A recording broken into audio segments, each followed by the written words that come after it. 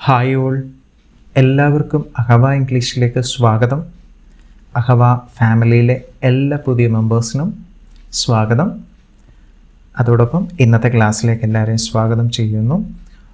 നമ്മൾ കഴിഞ്ഞ ക്ലാസ്സുകളിലായിട്ട് noun, pronoun, adjective, adverb എന്നീ പാർട്ട് ഓഫ് സ്പീച്ചുകളെ കുറിച്ചാണ് നമ്മൾ പഠിച്ചിരുന്നത്. സോ ഇന്ന് നമ്മൾ ഏറ്റവും ഇമ്പോർട്ടൻ്റ് ആയിട്ടുള്ള വേർബിനെ കുറിച്ച്, അതായത് ക്രിയയെക്കുറിച്ച് പഠിക്കാൻ പോവുകയാണ്. ഞാൻ ബ്ലെസൻ മാത്യു. ഓക്കെ, അപ്പോൾ നമുക്ക് ഇന്നത്തെ ക്ലാസ്സിലേക്ക് കടക്കാം.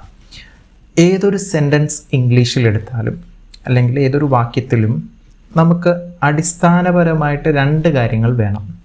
ഒന്ന്, ഒരു സബ്ജക്റ്റ്, രണ്ടാമതായിട്ടൊരു വേർബ്. സബ്ജക്റ്റ് എന്ന് പറഞ്ഞു കഴിഞ്ഞാൽ പ്രവൃത്തി ചെയ്യുന്ന ആൾ. രണ്ടാമത്തെ പ്രവൃത്തി എന്ന് പറയുന്നത് എന്താണോ ചെയ്തത് അതിനെക്കുറിച്ച്. അപ്പം വേർബ് എന്ന് പറഞ്ഞു കഴിഞ്ഞാൽ ഒരു സെൻറ്റൻസിൻ്റെ ഒഴിച്ചുകൂടാൻ പറ്റാത്ത ഒരു ഭാഗമാണ്. ഓക്കെ, സോ എന്താണ് വേർബ്? ഡെഫിനിഷൻ എന്താണ്? വേർബിൻ്റെ ഡെഫിനിഷനെ നമ്മൾ നോക്കുകയാണെങ്കിൽ, verb is a word or word phrase which tells the state or the action. അതായത് പ്രവൃത്തിയെക്കുറിച്ചോ അവസ്ഥയെക്കുറിച്ചോ നമ്മൾക്ക് പറഞ്ഞു തരുന്ന വേർഡ്സിനെയാണ് നമ്മൾ വേർബ്സ് എന്ന് പറയുന്നത്. ഓക്കെ, ഇനി എന്തൊക്കെ ഇൻഫർമേഷൻസ് ആണ് വേർബ്സിൽ നിന്ന് നമുക്ക് കിട്ടുന്നത്? ഒന്നാമത് ഫിസിക്കൽ ആക്ഷൻ, അതായത് ശാരീരികമായുള്ള പ്രവൃത്തികൾ. ഓക്കെ, ഓടുന്നു, ചാടുന്നു, ഡാൻസ് ചെയ്യുന്നു, പഠിപ്പിക്കുന്നു, അങ്ങനെയുള്ള പ്രവൃത്തികളെക്കുറിച്ച് പറയുമ്പോൾ അല്ലേ, running, run, dance, teach, Singh അല്ലേ, അതെല്ലാം നമ്മുടെ ശരീരം കൊണ്ട് നമ്മൾ പ്രവൃത്തി ചെയ്യുന്നു. അപ്പോൾ വേർബ് എന്ന് പറയുന്നത് ശാരീരിക പ്രവൃത്തിയെ റെപ്രസെൻ്റ് ചെയ്യുന്നു. രണ്ടാമതായിട്ട് സ്റ്റേറ്റ്, അവസ്ഥയെ റെപ്രസെൻ്റ് ചെയ്യുന്നു. ഓക്കെ, ഞാൻ ഹാപ്പിയാണ് അല്ലേ, ഞാൻ ഹാപ്പി ആയിരുന്നു, ഞാനിപ്പോൾ ഹാപ്പി അല്ല അല്ലേ. അപ്പോൾ ഓരോ അവസ്ഥയെക്കുറിച്ച് പറയുന്നു. മനസ്സിലായോ? അപ്പം ഒന്നാമത് ശാരീരിക പ്രവൃത്തി, രണ്ടാമത് അവസ്ഥയെക്കുറിച്ച്, സ്റ്റേറ്റിനെ കുറിച്ച് പറയുന്നു. മൂന്നാമത് ഒരു സിറ്റുവേഷനെ കുറിച്ച് പറയുന്നു. സിറ്റുവേഷൻ എന്ന് പറഞ്ഞാൽ ഒരു സാഹചര്യത്തെക്കുറിച്ച് പറയുവാൻ സഹായിക്കുന്ന വേർഡ്സാണ് വേർബ് എന്ന് പറയുന്നത്. അടുത്തതായിട്ട് ഒരു ഒക്കുറൻസ് എന്ന് പറഞ്ഞു കഴിഞ്ഞാൽ ഒരു സംഭവത്തെക്കുറിച്ച് നമ്മളോട് പറയുവാൻ സഹായിക്കുന്നതാണ് വേർബ് എന്ന് പറയുന്നത്. ഇനി ഒരാളുടെ മൂഡിനെ, അതായത് മനോനിലയെക്കുറിച്ച് നമുക്ക് പറഞ്ഞു തരുന്നു. ഇനി ഏറ്റവും ഇമ്പോർട്ടൻ്റ്, ഒരു വേർബ് ഒരു സെൻറ്റൻസിൽ എന്താണ് ചെയ്യുന്നതെന്ന് പറഞ്ഞു കഴിഞ്ഞാൽ ആ പ്രവൃത്തി എപ്പോൾ നടക്കുന്നു, അല്ലെങ്കിൽ നമ്മൾ സംസാരിക്കുന്ന ആ ഒരു സംഭവം എപ്പോൾ സംഭവിക്കുന്നു, അല്ലെങ്കിൽ ഏത് കാലത്തിൽ സംഭവിക്കുന്നു, കഴിഞ്ഞ കാലത്തിലാണോ, ഇപ്പോഴാണോ, അതോ ഇനി വരുവാനുള്ള കാലത്തിലാണോ എന്ന് പറയുന്നു. അപ്പം ടൈം ഓഫ് ആക്ഷൻ പറയുന്നത്, ഒരു സെൻറ്റൻസിലെ ടൈം ഓഫ് ആക്ഷൻ പറയുന്നത് എപ്പോഴും ആരാണ്? വേർബാണ്. ഓക്കെ, അപ്പം നമുക്ക് ചില ഉദാഹരണങ്ങളിലൂടെ കടന്നു പോകാം. അപ്പം നമുക്ക് ഈ പറഞ്ഞ കാര്യങ്ങളെല്ലാം നമുക്ക് അതിൽ നിന്ന് മനസ്സിലാകും. ഓക്കെ, നിങ്ങൾ ഇതൊന്ന് ചെക്ക് ചെയ്യുക.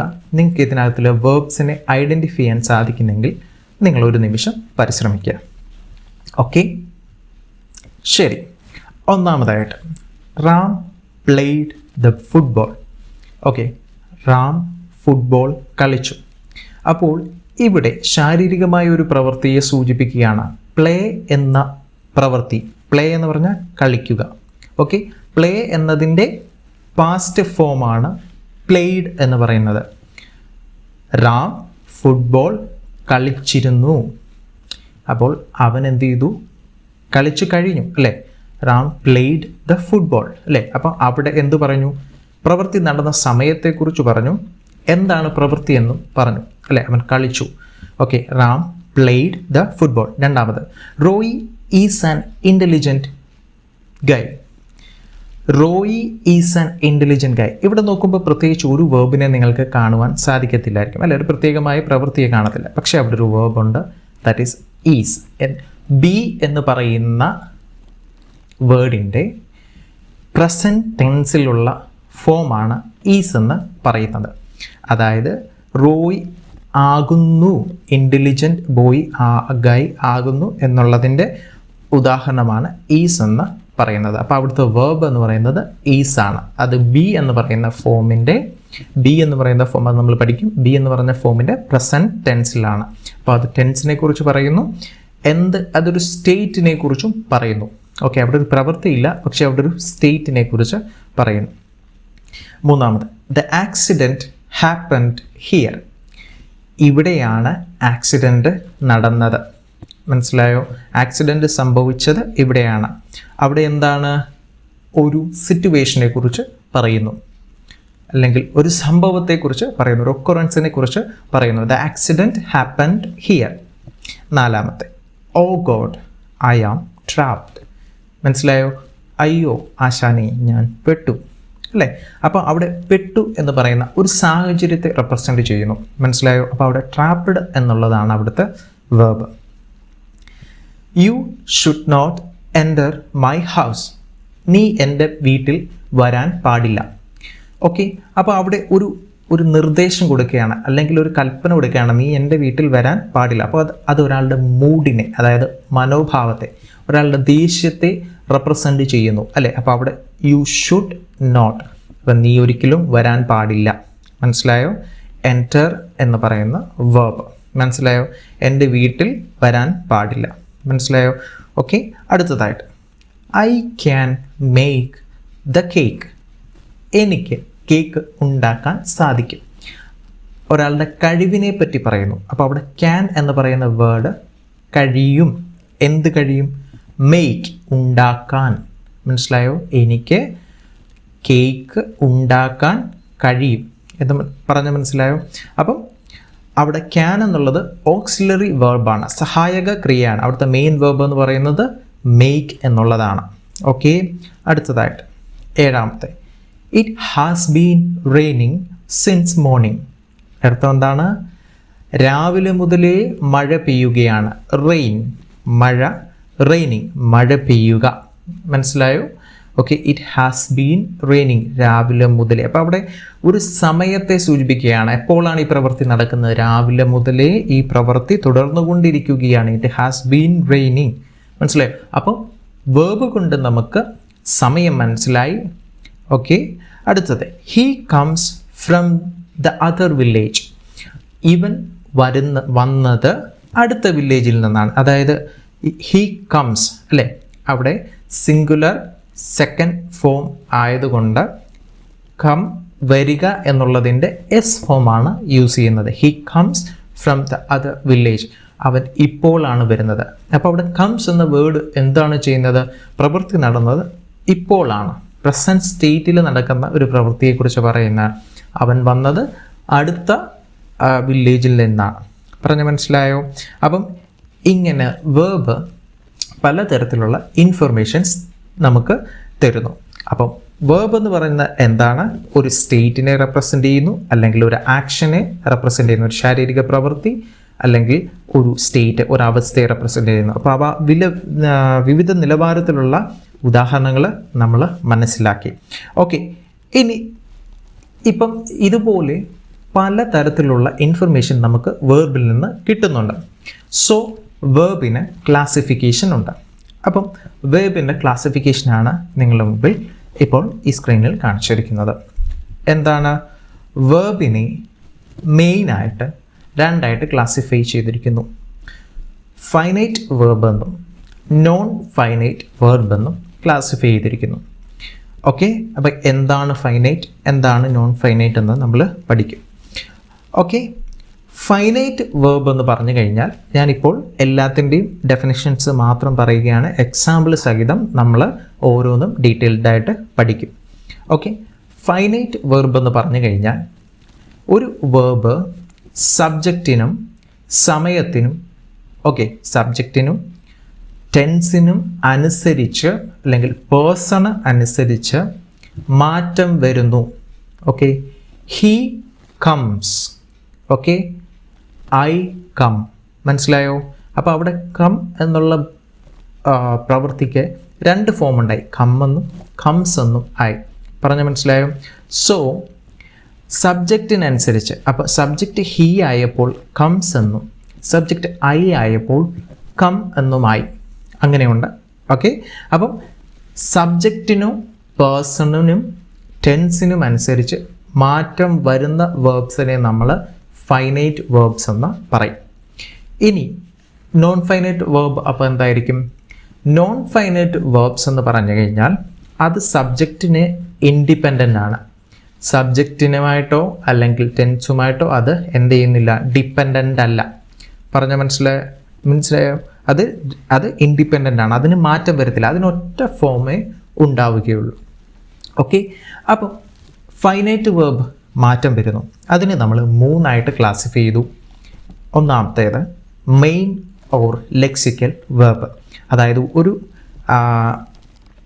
ഒരു സെൻറ്റൻസിൻ്റെ മെയിൻ വെർബ്. അപ്പം മെയിൻ വെർബ് എന്തായിരിക്കും കാണിക്കുന്നത്? ഏത് പ്രവൃത്തി നടക്കുന്നു. ഓക്കെ, അപ്പോൾ ആ മെയിൻ പ്രവൃത്തിയെ റെപ്രസെൻ്റ് ചെയ്യുന്നതാണ് മെയിൻ അല്ലെങ്കിൽ ലെക്സിക്കൽ വെർബ് എന്ന് പറയുന്നത്. ഓക്കെ, ഇനി ലെക്സിക്കൽ ഓർ മെയിൻ വെർബിനെ നമ്മൾ 6 ക്ലാസിഫൈ ചെയ്തിട്ടുണ്ട്. ഒന്നാമത്തേത് സ്റ്റേറ്റീവ് ഓർ ഡൈനാമിക്. എന്താണ് സ്റ്റേറ്റീവ്, എന്താണ് ഡൈനാമിക്? സ്റ്റേറ്റീവ് വേർബ്സ് എന്ന് പറഞ്ഞു കഴിഞ്ഞാൽ സ്റ്റേറ്റിനെ റെപ്രസെൻ്റ് ചെയ്യുന്നു. ഓക്കെ, അതൊരു ഫിസിക്കൽ ആക്ഷനെ റെപ്രസെൻ്റ് ചെയ്യുന്നില്ല, ഒരു സ്റ്റേറ്റിനെ റെപ്രസെൻ്റ് ചെയ്യുന്നു. അതേസമയം ഡൈനാമിക് എന്ന് പറയുമ്പോൾ അതൊരു ഫിസിക്കൽ ആക്ഷനെ റെപ്രസെൻ്റ് ചെയ്യുന്നു. മനസ്സിലായി? ഇപ്പോൾ സ്റ്റേറ്റീവ് എന്ന് പറഞ്ഞാൽ ഐ ഹാവ് എ കാർ. മനസ്സിലായോ? അപ്പോൾ അവിടെ ഒരു സ്റ്റേറ്റാണ് അല്ലേ, അവിടെ പ്രത്യേകിച്ച് ഫിസിക്കൽ ആക്ഷൻസ് ഒന്നുമില്ല. ഐ ഹാവ് എ കാർ, എനിക്കൊരു കാറുണ്ട്. അതേസമയം ഐ പ്ലേഡ് ക്രിക്കറ്റ്, ഞാൻ ക്രിക്കറ്റ് കളിച്ചു അല്ലേ, ഞാൻ ക്രിക്കറ്റ് കളിച്ചു. അപ്പോൾ ഒരു ശാരീരിക പ്രവൃത്തി നടക്കുന്നുണ്ട്. സോ ഹാവ് എന്നുള്ളത് ഒരു സ്റ്റേറ്റ് വെർബും പ്ലേ എന്നുള്ളത് ഒരു ഡൈനാമിക് വെർബുമാണ്. അടുത്ത ക്ലാസിഫിക്കേഷൻ എന്ന് പറഞ്ഞാൽ റെഗുലർ ആൻഡ് ഇറഗുലർ വേർബ്സ്. എന്താണ് റെഗുലർ വേർബ്സ് എന്ന് പറയുന്നത്? അപ്പം നമ്മളൊരു ഏതൊരു വേർബ് എടുത്താലും അതിന് 5 ഫോംസ് ഉണ്ട്. ഓക്കെ, അതിൽ റെഗുലർ പാറ്റേൺ ഉള്ളത് അല്ലെങ്കിൽ ഒരു സ്പെസിഫിക് പാറ്റേൺ ഉള്ളതിനെ നമ്മൾ എന്ത് പറയും? റെഗുലർ വേർബ്സ് എന്നും.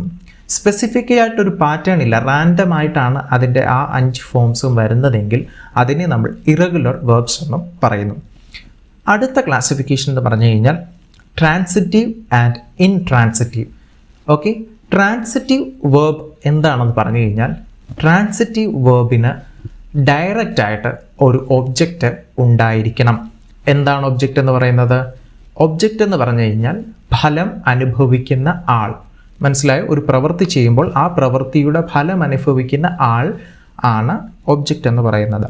സോ ട്രാൻസിറ്റീവ് വേർബിന് ഡയറക്റ്റ് ആയിട്ട് ഒരു ഒബ്ജക്റ്റ് വേണം. അപ്പം ഒരു ഉദാഹരണം നോക്കാം. അവൻ അടിച്ചു അല്ലേ, ആരെ അടിച്ചു? മനസ്സിലായോ? അപ്പം ആരെ അടിച്ചു എന്നൊരു ചോദ്യമുണ്ട്. അവൻ അടിച്ചു എന്ന് പറഞ്ഞാൽ ആ സെൻറ്റൻസ് കംപ്ലീറ്റ് ആവുന്നില്ല. അവൻ ആരെ അടിച്ചു? അവൻ രാമുവിനെ അടിച്ചു. He beat Ramu, he beats Ramu. മനസ്സിലായോ? അപ്പം ബീറ്റ് എന്ന് പറയുന്ന പ്രവൃത്തി അല്ലെ വേർബ് എന്ത് ചെയ്യുന്നു? ഒരു ഒബ്ജക്റ്റിനെ എന്ത് ചെയ്യുന്നു? അട്രാക്ട് ചെയ്യുന്നുണ്ട്, അതിപ്പോഴും ഡിമാൻഡ് ചെയ്യുന്നുണ്ട്. സോ അതൊരു ട്രാൻസിറ്റീവ് വേർബാണ്. ഐ വാണ്ട് ഇപ്പോൾ പറയാം ഐ വാണ്ട് വോട്ട്. എന്താണ് നിനക്ക് ആഗ്രഹിക്കുന്നത് അല്ലേ? അപ്പോൾ ഐ വാണ്ട് എന്ന് പറഞ്ഞു കഴിഞ്ഞാൽ അതൊരു കംപ്ലീറ്റ് സെൻറ്റൻസ് ആവത്തില്ല. ഐ വാണ്ട് എ ടീ, എനിക്കൊരു ചായ വേണം. മനസ്സിലായോ? അപ്പോൾ അതിനൊരു ഡയറക്റ്റ് ഒബ്ജക്റ്റ് അതിന് വേണം. സോ അവിടെ വോണ്ട് എന്ന് പറയുന്ന ആ വേർബ് എന്താണ്? ട്രാൻസിറ്റീവ് വേർബാണ്. ഇനി നമ്മൾ പറയാം ഹി ഷൗട്ടഡ് അഗ്രസീവ്ലി. അവൻ എന്ത് ചെയ്തു?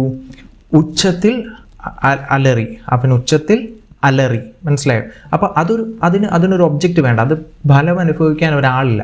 അവൻ എന്ത് ചെയ്തു? ഉച്ചത്തിൽ അലറി. അവൻ ഉച്ചത്തിൽ അലറി. അപ്പോൾ അതിനെന്തില്ല? ഒരു പ്രത്യേക ഒബ്ജക്റ്റിനെ ഡിമാൻഡ് ചെയ്യത്തില്ല. സ്മൈൽ ചെയ്യുക അല്ലേ, അവൻ ചിരിച്ചു അല്ലേ, അല്ലെങ്കിൽ അവൻ കരഞ്ഞു, ഹി ക്രൈഡ്. അപ്പോൾ ക്രൈ, സ്മൈൽ, ഓക്കെ, അങ്ങനെയൊക്കെ ഉള്ളത് എന്ത് ചെയ്യുന്നില്ല? ഒരു ഒബ്ജക്റ്റിനെ ഡിമാൻഡ് ചെയ്യുന്നില്ല. അങ്ങനെയുള്ള വേർബ്സിനെ നമ്മൾ ഇൻട്രാൻസിറ്റീവ് വേർബ്സ് എന്ന് പറയും.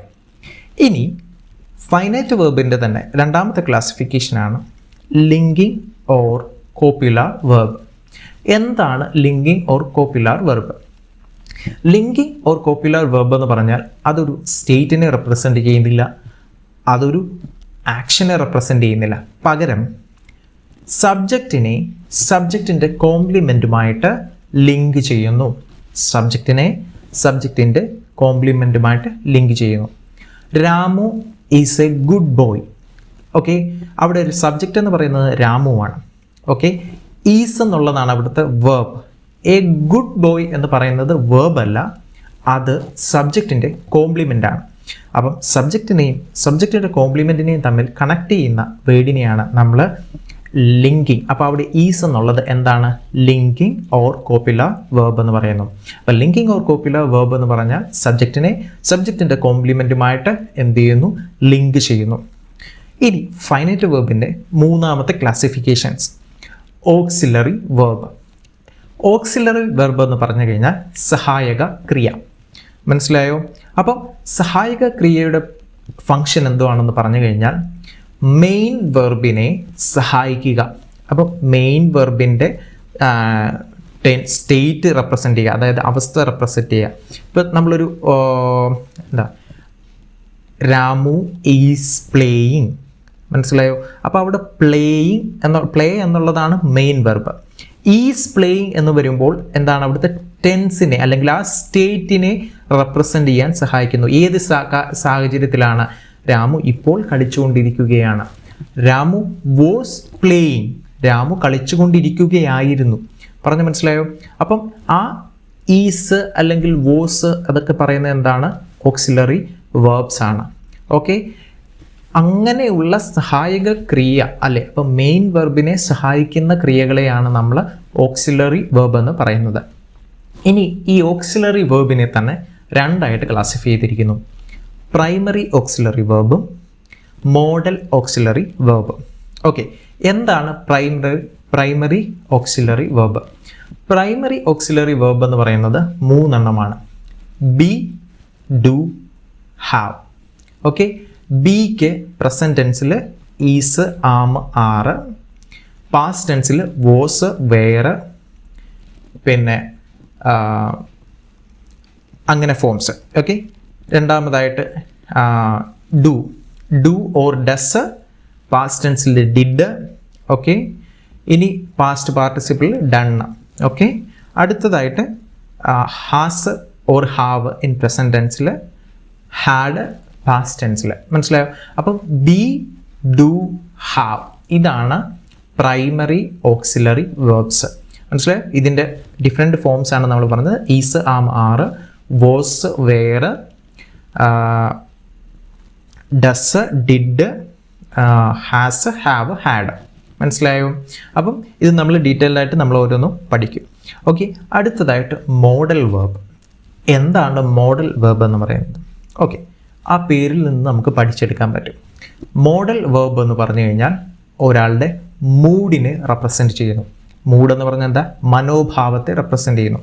ഒരാളുടെ കഴിവിനെ, എബിലിറ്റിയെ റെപ്രസെൻറ്റ് ചെയ്യുന്ന ഐ ക്യാൻ ഡു ദിസ്, എനിക്കിത് ചെയ്യാൻ സാധിക്കും. Okay, you should not do this, നീ അത് ചെയ്യാൻ പാടില്ല. മനസ്സിലായോ? നീ അത് ചെയ്തുകൂടാ. പറഞ്ഞ് മനസ്സിലായോ? അപ്പം നിർദ്ദേശങ്ങൾ കൊടുക്കാൻ, പെർമിഷൻസ് എടുക്കാൻ, ഓക്കെ, പോസിബിലിറ്റി പറയാൻ, it might rain. Okay, it may rain, ഇന്ന് മഴ പെയ്യാൻ ചാൻസ് ഉണ്ട്, ഇന്ന് മഴ പെയ്തിരിക്കും അല്ലേ? It might rain. ഓക്കെ, അപ്പോൾ അങ്ങനെ സാധ്യതകൾ പറയാൻ, എബിലിറ്റി പറയാൻ, നിർദ്ദേശങ്ങൾ കൊടുക്കാൻ, റിക്വസ്റ്റ്, പെർമിഷൻസ് ചോദിക്കാൻ, ഇതിനൊക്കെ വേണ്ടിയിട്ടുള്ള, അപ്പോൾ ഇതെല്ലാം എന്താണ്? ഒരാളുടെ മൂഡിനെ റെപ്രസെൻറ്റ് ചെയ്യുകയാണ്. അപ്പോൾ അങ്ങനെ മൂഡിനെ റെപ്രസെൻറ്റ് ചെയ്യാൻ ഉപയോഗിക്കുന്ന വേർബ്സിനെയാണ് നമ്മൾ മോഡൽ വേർബ്സ് എന്ന് പറയുന്നത്. മോഡൽ വേർബ്സ് എന്ന് പറയുന്നത് ഏതൊക്കെയാണ്? ക്യാന്, കുഡ്, മേയ, മൈറ്റ്, അങ്ങനെയുള്ള വേർബ്സ് ആണ് എന്ത്? Model verbs. അപ്പോൾ അത് നമ്മൾ ഫുള്ള് ഡീറ്റെയിൽഡ് ആയിട്ട് പഠിക്കും. ഇത് ഓരോ സെക്ഷനും നമ്മൾ ഡീറ്റെയിൽഡ് ആയിട്ട് പഠിക്കുന്നതായിരിക്കും. സോ നിങ്ങൾ ഇപ്പോൾ ജസ്റ്റ് കേട്ടുകൊണ്ട് വറീഡ് ആവണ്ട, ജസ്റ്റ് എന്താണ് എന്ന് മനസ്സിലാക്കുക, ഓരോ വേർബും എന്താണെന്ന് മനസ്സിലാക്കുക. അപ്പോൾ ഇതിൻ്റെ ഓരോന്നും എക്സാമ്പിൾ സഹിതം നമ്മൾ ഡീറ്റെയിൽഡ് ആയിട്ട് പഠിക്കുന്നുണ്ട്. അടുത്തത് നമ്മളിപ്പോൾ ഫൈനൈറ്റിൻ്റെ ക്ലാസിഫിക്കേഷൻ കഴിഞ്ഞു. അടുത്തതായിട്ടുള്ളത് non finite verbs. Non finite verbs എന്ന് പറഞ്ഞു കഴിഞ്ഞാൽ എന്താണ്? സബ്ജക്റ്റിനെ ഇൻഡിപെൻഡൻ്റ് ആയിട്ടാണ്, സബ്ജക്റ്റുമായിട്ട് യാതൊരു ബന്ധവുമില്ല. അതിന് ഒരു സെൻറ്റൻസിൽ ഒരു ഫോമേ ഉണ്ടാവുകയുള്ളൂ. പറഞ്ഞ് മനസ്സിലായോ? ഇനി അപ്പം ഈ നോൺ ഫൈനൈറ്റ് വേർബ്സിൻ്റെ ധർമ്മങ്ങൾ എന്താണ്? അപ്പം നോൺ ഫൈനൈറ്റ് വേർബ് ഒരു സെൻറ്റൻസിൽ വരികയാണെങ്കിൽ അത് ഒന്നി ഒരു നൗണായിട്ട് ആക്ട് ചെയ്യും, മനസ്സിലായ, ഒരു നാമമായിട്ട് ആക്ട് ചെയ്യും, അല്ലെങ്കിൽ ഒരു ആഡ്ജക്റ്റീവായിട്ട് ആക്ട് ചെയ്യും, അതായത് ഒരു വിശേഷണമായിട്ട് ആക്ട് ചെയ്യും, ഒരു വേർബായിട്ട് ആക്ട് ചെയ്യും, ആഡ്വേർബായിട്ട് ആക്ട് ചെയ്യും, അല്ലെങ്കിൽ ബേസ് ഫോം ഓഫ് ദ വേർബായിട്ട് ആക്ട് ചെയ്യും. ഓക്കെ, പറഞ്ഞ മനസ്സിലായി? 4 ചാൻസസ്. ഒന്ന്, ബേസ് ഫോം ഓഫ് ദ വേർബായിട്ട്, അതിന് മാറ്റങ്ങളൊന്നും വരുത്തത്തില്ല. അല്ലെങ്കിൽ ഒരു നൗണായിട്ട്, ഒരു നാമമായിട്ട് ആക്ട് ചെയ്യും, അല്ലെങ്കിൽ ഒരു അഡ്ജക്റ്റീവായിട്ട് ആക്ട് ചെയ്യും, അല്ലെങ്കിൽ ഒരു ആഡ്വേർബായിട്ട് ആക്ട് ചെയ്യും. പറഞ്ഞ് മനസ്സിലായോ? അപ്പോൾ അതാണ് നോൺ ഫൈനൈറ്റ് വേർബ്സിൻ്റെ ധർമ്മം. അപ്പോൾ ഒന്നാമത്തെ ക്ലാസിഫിക്കേഷൻ, നോൺ ഫൈനൈറ്റിൽ ഒന്നാമത്തെ classification infinitive or base form. അപ്പം നമ്മൾ ഏതൊരു വേർബിൻ്റെയും ബേസ് ഫോം എന്താണ്? നോൺ ഫൈനൈറ്റ് ആണ്, അതിന് മാറ്റമൊന്നും വരികയില്ല. ഇനി ഇൻഫിനിറ്റീവ് ഫോം എന്ന് പറഞ്ഞു കഴിഞ്ഞാൽ ബേസ് ഫോമിൻ്റെ കൂടെ നമ്മൾ ടു ഇടുക. ഇപ്പം ബേസ് ഫോം എന്ന് പറഞ്ഞാൽ വായിക്കുക, റീഡ്, ഓക്കെ, കളിക്കുക, പ്ലേ, മനസ്സിലായോ? ഇനി നൃത്തം ചെയ്യുക, ഡാൻസ്, മനസ്സിലായോ? ഇനി ഇതിൻ്റെ ഇൻഫിനിറ്റീവ് ഫോം എന്ന് പറഞ്ഞാൽ അതിൻ്റെ കൂടെ നമ്മൾ ടു ആഡ് ചെയ്യുന്നു. എന്താണ്? To read, to play, to dance, മനസ്സിലായോ? അപ്പോൾ അതെങ്ങനെ വരുമെന്ന് പറഞ്ഞാൽ കളിക്കുന്നത്, ഓക്കെ, അല്ലെങ്കിൽ പഠിക്കുന്നത്, അല്ലെങ്കിൽ ഡാൻസ് കളിക്കുന്നത്.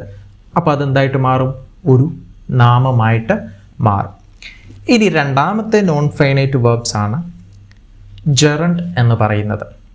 ജെറണ്ട് എന്ന് പറഞ്ഞാൽ എന്താണ്? നമ്മൾ ഓൾറെഡി പഠിച്ചിട്ടുണ്ട്. ജെറണ്ട് എന്ന് പറഞ്ഞാൽ വേർബിൻ്റെ കൂടെ ING ഫോം ആഡ് ചെയ്ത് കിട്ടുന്ന ഫോമിനെ നൗണായിട്ട് യൂസ് ചെയ്യുമ്പോൾ നമ്മൾ പറയുന്ന പേരാണ് എന്ത്? ജെറണ്ട് എന്ന് പറയുന്നത്. പറഞ്ഞ് മനസ്സിലായോ? അതായത് വേർബ് പ്ലേ, മനസ്സിലായോ? പ്ലേ എന്ന് പറയുന്നത് വേർബ്, പ്ലേയുടെ ING ഫോം എന്താണ്? പ്ലേയിങ്, മനസ്സിലായോ? Playing is good for health. അവിടെ പ്ലേയിങ് എന്ന് പറയുന്നത് ഒരു നൗണായിട്ടാണ്. കളിക്കുന്നത് ആരോഗ്യത്തിന് നല്ലതാണ്, മനസ്സിലായോ? അപ്പം അവിടെ നൗണായിട്ട് ആക്ട് ചെയ്യുകയാണെങ്കിൽ, വേർബിൻ്റെ ING ഫോം നൗണായിട്ട് ആക്ട് ചെയ്യുകയാണെങ്കിൽ അതിനെ നമ്മൾ ജെറണ്ട് എന്ന് പറയും. പറഞ്ഞ മനസ്സിലായോ? ഇനി വേർബിൻ്റെ ING ഫോമിന് വേറൊരു ഫങ്ഷനോടുണ്ട്, അത് പ്രസൻറ്റ് പാർട്ടിസിപ്പിൾ എന്ന് പറഞ്ഞാൽ ഇപ്പോൾ എന്താ നമ്മൾ പ്രസൻറ്റ് കണ്ടിന്യൂസ് ടെൻസിൽ നമ്മൾ യൂസ് ചെയ്യുന്ന ഐ വാസ് പ്ലേ, അല്ല ഐ ആം പ്ലേയിങ്, ഞാൻ കളിച്ചുകൊണ്ടിരിക്കുകയാണ്, അല്ലേ? അപ്പോൾ അങ്ങനെ പറയാൻ കണ്ടിന്യൂസ് ടെൻസിനെ കുറിച്ച് പറയാനും നമ്മൾ എന്ത് ചെയ്യുന്നു? പ്രസൻറ്റ് പാർട്ടിസിപ്പിൾ നമ്മൾ യൂസ് ചെയ്യും. ഓക്കെ, പ്രസൻറ്റ് പാർട്ടിസിപ്പിളും ജെറണ്ടും തമ്മിൽ മാറിപ്പോകല്ല. ജെറണ്ട് എന്ന് പറഞ്ഞാൽ എന്താണ്? ING ഫോമാണ്, പക്ഷേ അത് ആക്ട് ചെയ്യുന്നത് നൗണായിട്ടാണ്, നാമമായിട്ടാണ് ആക്ട് ചെയ്യുന്നത്. പറഞ്ഞ് മനസ്സിലായോ? അല്ലെങ്കിൽ ഒരു സബ്ജക്റ്റ് ആയിട്ടായിരിക്കും അത് ആക്ട് ചെയ്യുന്നത്. ഇനി അടുത്തതെന്ന് പറയുന്നത് participle form. Okay, participle form എന്ന് പറഞ്ഞു കഴിഞ്ഞാൽ അതും ആക്ട് ചെയ്യുന്നത് ഒന്നുകിൽ അഡ്ജക്റ്റീവായിട്ടായിരിക്കും, ആഡ്വേർബായിട്ടായിരിക്കും. ഓക്കെ, അത് നമുക്ക് ഇപ്പോൾ മനസ്സിലാക്കാം എന്തൊക്കെയാണ് പാർട്ടിസിപ്പിൾ ഫോം എന്ന് പറയുന്നത്. ഒന്നാമത്തേന്ന് പറഞ്ഞാൽ present participle form. Present participle form എന്ന് പറഞ്ഞു കഴിഞ്ഞാൽ അത് ING ആഡ് ചെയ്യുന്നു. Playing, reading, dancing, teaching, studying, okay, അതൊക്കെ ING ആഡ് ചെയ്യുന്നതിനെയാണ് നമ്മൾ പ്രസൻറ്റ് പാർട്ടിസിപ്പിൾ എന്ന് പറയുന്നത്. പ്രസൻറ്റ് പാർട്ടിസിപ്പിൾ നമ്മൾ കണ്ടിന്യൂസ് ടെൻസിനെ കുറിച്ച്, past continuous tense, present continuous ടെൻസിലൊക്കെയാണ് നമ്മൾ യൂസ് ചെയ്യുന്നത്. പറഞ്ഞ് മനസ്സിലായോ? ഓക്കെ, അത് നമ്മൾ പഠിക്കും. അടുത്തതായിട്ട് പാസ്റ്റ് പാർട്ടിസിപ്പിൾ. പാസ്റ്റ് പാർട്ടിസിപ്പിൾ എന്ന് പറഞ്ഞു കഴിഞ്ഞാൽ play, played, played. I had played yesterday. അവൻ വന്നപ്പോൾ ഞാൻ കളിച്ചുകൊണ്ടിരിക്കുകയായിരുന്നു, ഞാൻ കളിച്ചു കഴിഞ്ഞിരുന്നു, മനസ്സിലായോ? I had played. പാർട്ടിസിപ്പിൾ എന്ന് പറഞ്ഞാൽ ഹാവിങ് പ്ലസ് V3 എന്ന് പറഞ്ഞാൽ, ഇപ്പോൾ V1 എന്ന് പറഞ്ഞാൽ പ്രസൻറ്റ് ടെൻസ്, V2 എന്ന് പറഞ്ഞാൽ പാസ്റ്റ് ടെൻസ്, V3 എന്ന് പറഞ്ഞു കഴിഞ്ഞാൽ അതിൻ്റെ പാസ്റ്റ് പാർട്ടിസിപ്പിൾ ഫോം. അപ്പോൾ അതായത് പ്ലേ, പ്ലേഡ്, പ്ലേഡ്, ഇതെല്ലാം നമ്മൾ എക്സാമ്പിൾ വെച്ച് ഡീറ്റെയിൽഡ് ആയിട്ട് നമ്മൾ അടുത്ത ക്ലാസ്സിൽ പഠിക്കും. അപ്പോൾ ഇന്ന് നമ്മൾ പഠിച്ചത് എന്താണ് വേർബ്, എന്തൊക്കെ ഇൻഫർമേഷൻസ് ആണ് നമുക്ക് വേർബിൽ നിന്ന് കിട്ടുന്നത്, വേർബിൻ്റെ ക്ലാസിഫിക്കേഷൻ എന്താണ് എന്നുള്ളതിൻ്റെ ഒരു ജനറൽ ഐഡിയ ആണ് നമുക്കിന്ന് കിട്ടിയത്. സോ അടുത്ത ക്ലാസ്സിൽ നമ്മൾ ഇത് ഓരോന്നിനെക്കുറിച്ചും, അതായത് നമ്മൾ പെയറായിട്ടായിരിക്കും പഠിക്കുന്നത്. Finite and non finite, regular and irregular verbs, transitive and intransitive verbs. അത് കഴിഞ്ഞ് നമ്മുടെ linking or copular verb, auxiliary verb. ഇതിനെക്കുറിച്ച് നമ്മൾ അടുത്ത ക്ലാസ്സിൽ നമ്മൾ പഠിക്കുന്നതായിരിക്കും. So thank you so much. നമ്മുടെ ചാനൽ ഇതുവരെ നിങ്ങൾ സബ്സ്ക്രൈബ് ചെയ്തിട്ടില്ല എന്നുണ്ടെങ്കിൽ വേഗം സബ്സ്ക്രൈബ് ചെയ്യുക. Thank you so much. നിങ്ങളുടെ എല്ലാ സപ്പോർട്ടിനും നന്ദി. ഇംഗ്ലീഷ് പഠിക്കാൻ കഴിയാത്തത് കൊണ്ട് അവസരങ്ങൾ നഷ്ടമായ നിങ്ങളുടെ സുഹൃത്തുക്കളോ ആരെങ്കിലും ഉണ്ടെങ്കിൽ, പഠിക്കുന്ന കുഞ്ഞുങ്ങൾ, പുതുതായിട്ട് ഇംഗ്ലീഷ് പഠിക്കുന്ന കുഞ്ഞുങ്ങൾക്ക് ആരെങ്കിലും ഉണ്ടെങ്കിൽ ഇതൊരു റെഫറൻസ് ആയിട്ട്, അപ്പം ഇത് നിങ്ങൾക്ക് ഒരു സഹായിയായിട്ടാണ്. അപ്പം നിങ്ങൾക്ക് എന്തെങ്കിലും ഉണ്ടെങ്കിൽ നിങ്ങൾക്ക് റെഫർ ചെയ്യാം. ആണെങ്കിൽ അനേക ആൾക്കാരുടെ റെഫറൻസസ് ഉണ്ട്, അതായത് ടെക്സ്റ്റ് ബുക്സ് ഉണ്ട്. എന്തെങ്കിലും ഡൗട്ട്സ് ഉണ്ടെങ്കിൽ നിങ്ങൾ റെഫർ ചെയ്യാം. അതല്ല എന്നുണ്ടെങ്കിൽ നിങ്ങൾക്ക് എൻ്റെ മെയിലിൽ അല്ലെങ്കിൽ കമൻറ്റ് ബോക്സിൽ നിങ്ങൾക്ക് നിങ്ങളുടെ സംശയങ്ങൾ കമൻറ്റ് ചെയ്യാവുന്നതാണെങ്കിൽ ഞാൻ തീർച്ചയായിട്ടും അതിന് റിപ്ലൈ തരുന്നതായിരിക്കും. അപ്പം എല്ലാറ്റിനും അഹവ ഫാമിലിക്ക് thank you so much. God bless you all.